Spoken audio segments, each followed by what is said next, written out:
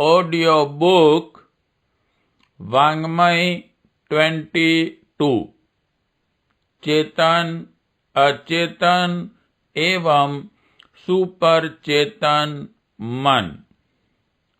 Chapter 3 part 104 आत्मज्ञान जीवन की महानतम उपलब्धि।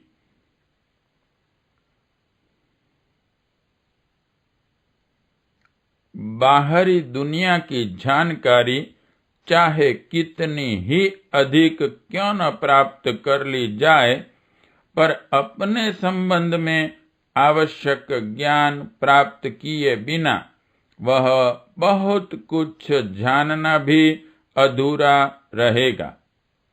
यह ठीक है कि हमें सांसारिक वस्तुओं तथा परिस्थितियों से पाला पड़ता है और उनके सहारे प्रगति अवनति का आधार बनता है। इसलिए दुनिया की जानकारी अधिकाधिक मात्रा में प्राप्त करना आवश्यक है। यह भी ठीक है कि संपर्क में आने वाले और विविध सूत्रों से हमें जीवन क्रम में जुड़े हुए व्यक्ति हमें असाधारण रूप से प्रभावित करते हैं। उनकी गतिविधियों का अपनी प्रसन्नता अप्रसन्नता के साथ सघन संबंध रहता है। इसलिए उनके संबंध में ध्यान देना एवं व्यवस्था बनाना आवश्यक है। पारिवारिक एवं सामाजिक उत्तरदायित्वों का सही तरह निर्वाह किया जा सके, इसलिए लोक व्यवहार की जानकारी संग्रह की जानी चाहिए। यह दोनों ही बातें आवश्यक हैं। इसलिए उनसे संबंधित जानकारियां बढ़ाने और परिस्थितियों के साथ सफलतापूर्वक निपटने के साधन जुटाने में निरत रहना भी आवश्यक है। सांसारिक ज्ञान की उपयोगिता सर्वमान्य है। स्कूल कॉलेजों से लेकर सभा गोष्ठियों तक विविध विधि क्रियाकलाप इस प्रयोजन के लिए चलते हैं। साहित्य सृजन और प्रचार तंत्र इसी निमित्त खड़े किए जाते हैं। विचार विनिमय, परामर्श और भावनात्मक आदान प्रदान के लिए लेखन और वाणी के उपयोग अनेक स्तर पर होते रहते हैं। यह जानकारियां जितनी अधिक होंगी उतनी ही बुद्धि प्रखर होगी और प्रतिभा निखरेगी। सफलताओं की दिशा में इन्हीं साधनों के सहारे ही तो आगे बढ़ा जाता है। इतना सब होते हुए भी यदि अपने संबंध में अभीष्ट ज्ञान प्राप्त न किया जा सका, तो समझना चाहिए कि संसार में संबंधित सुविस्तृत ज्ञान अपूर्ण और अपंग रह गया। अपने संबंध में जानकारी प्राप्त करने का तात्पर्य है आत्मज्ञान। मोटी जानकारियां तो अपने संबंध में सभी को होती हैं।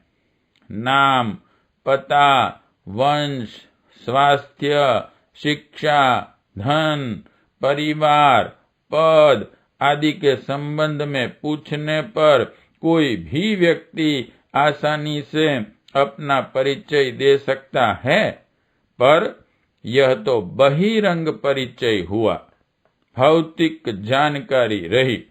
आत्मज्ञान का तात्पर्य इससे गहरा है। अपनी सत्ता का तात्विक स्वरूप, जीवन का लक्ष्य, अंतः चेतना की गरिमा, इच्छा और संकल्प शक्ति का महत्व, आदतों एवं आस्थाओं की प्रतिक्रिया आदि कितनी ही जानकारियां ऐसी हैं जिन्हें यदि ठीक तरह हृदयगम न किया जाए तो व्यक्तित्व का विकास संभव न हो सकेगा। प्रस्तुत समस्याओं का हल न निकाला जा सकेगा और कोई कहने लायक जीवन लाभ भी उपलब्ध न किया जा सकेगा।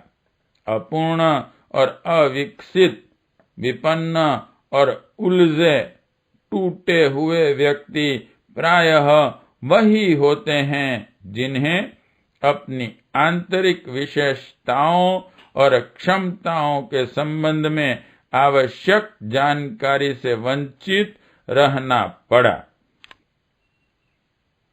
चुंबक लौह कणों को खींचकर अपने इर्द गिर्द इकट्ठा कर लेता है।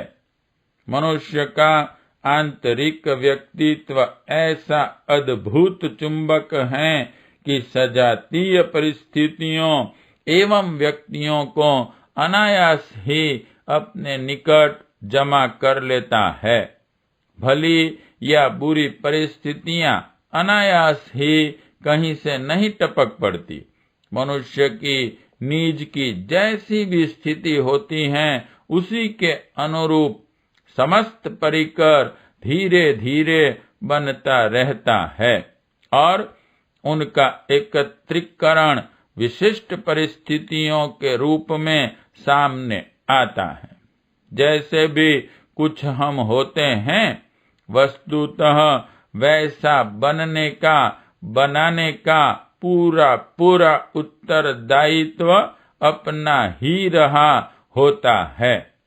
व्यक्तियों तथा परिस्थितियों का योगदान तो उसमें नगण्य जितना ही रहता है।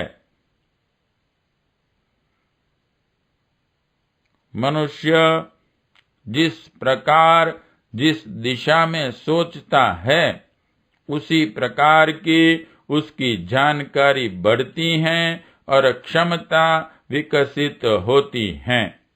संपर्क बनता है और साधन जुटते हैं। जो कुछ सोचा जाता रहेगा क्रमशः उसी दिशा में प्रगति होती जाएगी। प्रगति की दिशा में सोचा जाए अथवा अवगति की दिशा में, यह पूर्णतया अपने हाथ की बात है, पर उस निषेधात्मक या विधेयात्मक चिंतन के बुरे भले प्रतिफल से बचा नहीं जा सकता है। व्यक्ति कर्म करने में स्वतंत्र है। हाँ, फल प्राप्त करने में उसे नियति का पराधीन रहना पड़ता है। अशुभ चिंतन करते रहें और समुन्नत परिस्थितियां प्राप्त हो जाए, यह नहीं हो सकता। यदि है स्तर के विचार मन में भरे रहेंगे तो कुकर्म करने की सुविधाएं बढ़ती चलेंगी और निकृष्ट स्तर का कर्तव्य दुखद दुष्परिणामों को दल बल सहित सामने लाकर खड़ा कर देगा। इस तथ्य को यदि ठीक तरह समझ लिया जाए तो जिस स्थिति में रहना या पहुंचना अभीष्ट हो उसी प्रकार के विचारों का संचय करने और निरंतर मस्तिष्क में भरे रहने का सर्वप्रथम कदम उठाना पड़ेगा। चिंतन की अवगति एवं अस्त व्यस्तता को यदि देखा समझा न जाए, उसमें सुधार परिवर्तन न किया जाए तो बाह्य क्षेत्र में भी अभीष्ट परिवर्तन संभव न होगा। जैसे विचार होते हैं वैसा जीवन का स्वरूप बनता है। इसी बात को यों भी कह सकते हैं कि जैसा बनना है उसी स्तर के विचारों की मन क्षेत्र में स्थापना की जानी चाहिए। विचारों के आधार पर क्रियाकलाप की दिशा बनती हैं। दोनों के समन्वय से अभ्यास का स्वभाव बन जाता है। मन में रुझान को स्वभाव और शरीर के अभ्यास को आदत कहते हैं। स्वभाव और आदतों का नाम ही व्यक्तित्व है। विचारणाओं की असंख्य धाराएं इस संसार में बिखरी पड़ी हैं। वे एक दूसरे से सर्वथा भिन्न स्तर की हैं। उनमें से किन्हें अपनाया और किन्हें दूर रखा जाए, यह निर्णय करना आस्थाओं का काम है। मूल मान्यताएं इन्हीं को कहते हैं। हमें क्या बनना है, क्या करना है, क्या प्रिय है, क्या हितकर है, जैसे महत्वपूर्ण निर्णय आस्थाओं के क्षेत्र में ही किए जाते हैं। बुद्धि इन निर्णयों का सहज समर्थन करने लगती है। उसका काम आस्थाओं के पक्ष में तर्क, प्रमाण, उदाहरण आदि एकत्रित करके कुशल वकील की तरह अपने ग्राहक का केस तैयार करना होता है। बुद्धि के निर्णय स्वतंत्र नहीं होते। उनकी पीछे संचित आस्थाओं के साथ पूरा पूरा पक्षपात जुड़ा रहता है। निष्पक्ष चिंतन कर सकने वाले तत्वदर्शी विवेकवान तो कोई विरले ही होते हैं। हमें क्या बनना है, क्या प्राप्त करना है, यह निष्कर्ष आस्थाएं ही प्रस्तुत करती हैं। इस निर्णय को कार्यान्वित करने के लिए पहले मस्तिष्कीय शक्तियां आगे आती हैं। इसके बाद शरीर की हलचलें भी उसी दिशा में चल पड़ती हैं। मन स्वेच्छाचारी नहीं है और न बुद्धि में स्वतंत्र निर्णय की क्षमता है। उन्हें आस्थाओं का गुलाम बनकर रहना पड़ता है। सबको समान वस्तुएं या समान परिस्थितियां प्रिय नहीं होती। लोगों की अभिरुचियों में जमीन आसमान जैसा अंतर पाया जाता है। एक को जो कुछ प्राण प्रिय लगता है, वह दूसरे को फूटी आंखों में भी नहीं सुहाता। यह अंतर पूर्णतया स्वनिर्मित है, भले ही हम उसे आगत या दैव प्रदत्त माने। वस्तुतः प्रकृति प्रदत्त मूलभूत प्रवृत्ति शरीर रक्षा के मोटे प्रयोजन पूरे करने तक ही सीमित हैं। व्यक्तित्व को ढालने और उसे दिशा देने का काम पूरी तरह अपनी चेतना ही करती है।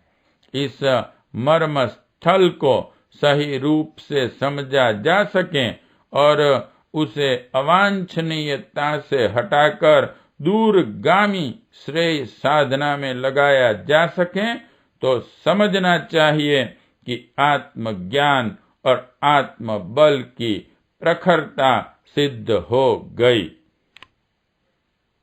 आमतौर से लोग बाह्य परिस्थितियों को ही प्रगति, अवगति का, सुख दुख का कारण मानते हैं।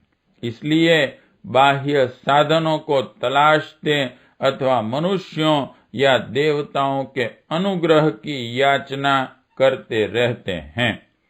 असफलताएं या कठिनाइयां आती हैं तो भी ये किसी कारणों को अथवा व्यक्तियों को दोषी ठहराते हैं।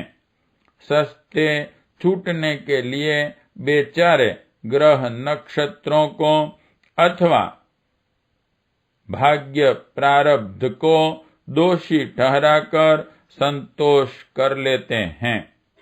घटनाक्रम गुजर चुका हो और जो हो चुका उसे बदला न जा सकता हो तो भाग्य प्रारब्ध की बात करना मन समझाने की दृष्टि से बुरा नहीं है, पर वस्तुतः वैसा कुछ होता नहीं।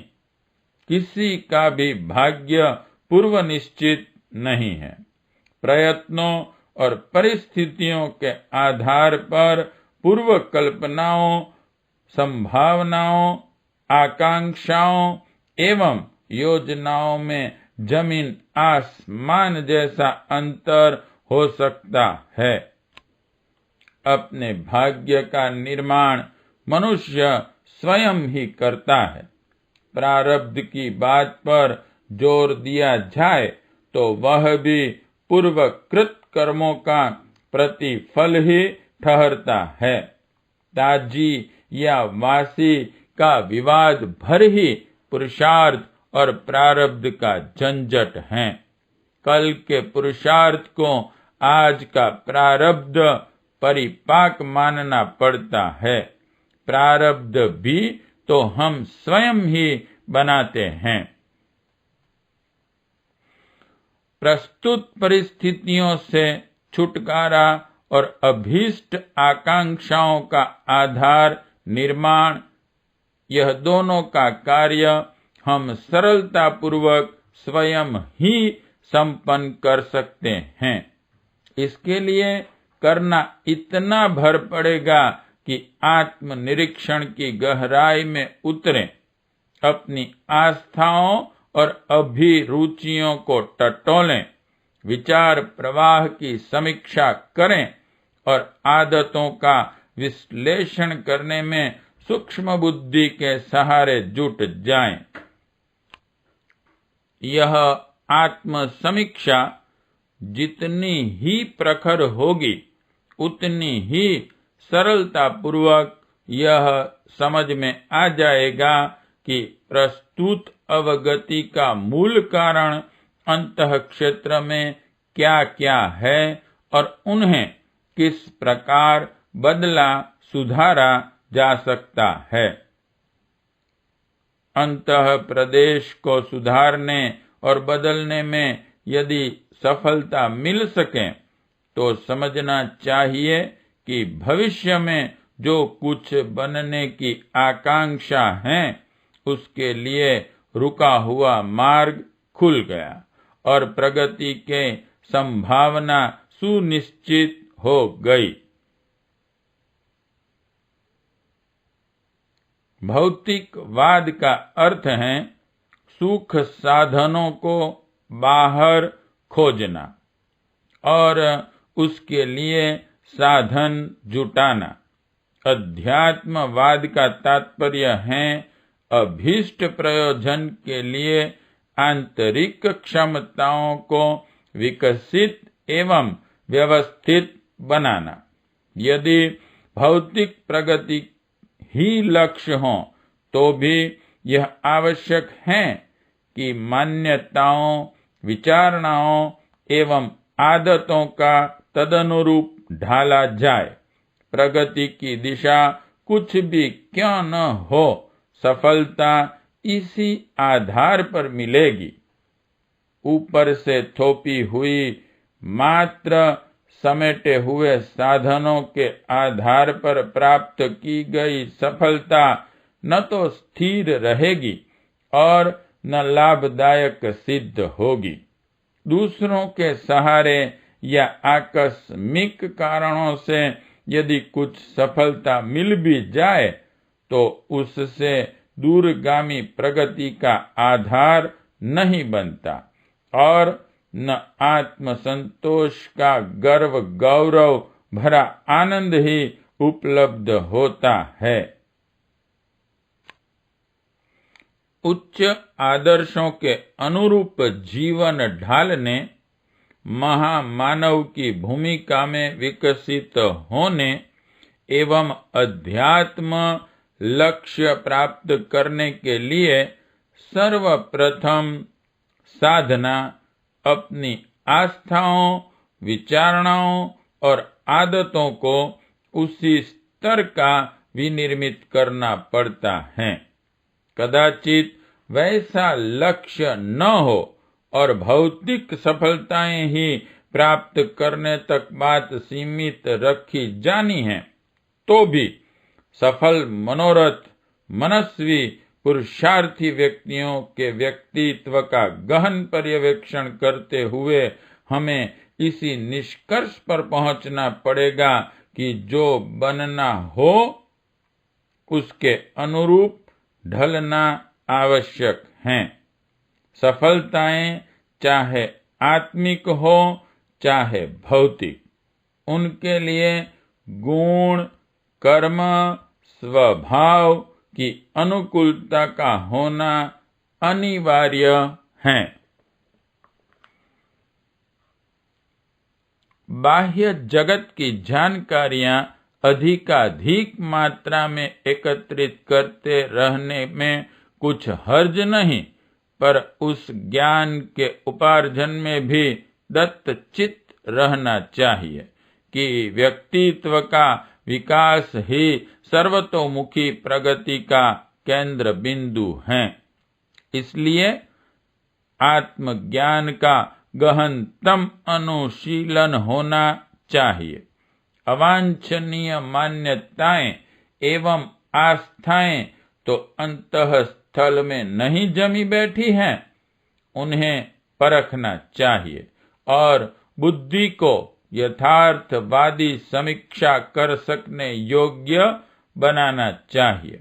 जो इतना कर सकेगा उसके लिए यह भी संभव होगा कि अभीष्ट प्रयोजन के लिए आवश्यक क्षमता उत्पन्न करने के लिए मनोयोग पूर्वक जुट जाएं और जिन अयोग्यताओं एवं अभावों के कारण मार्ग अवरुद्ध पड़ा था, उस व्यवधान का सरलता पूर्वक निराकरण कर लें। व्यक्तित्व का निर्माण सफलता की किसी दिशा में बढ़ चलने का द्वार खोलता है। यह उपलब्धि आत्मज्ञान के आधार पर ही प्राप्त की जाती है। इसलिए हमारी उपलब्धियों में उसे प्रथम स्थान की विभूति का स्थान दिया जाना चाहिए। पार्ट 104 समाप्त।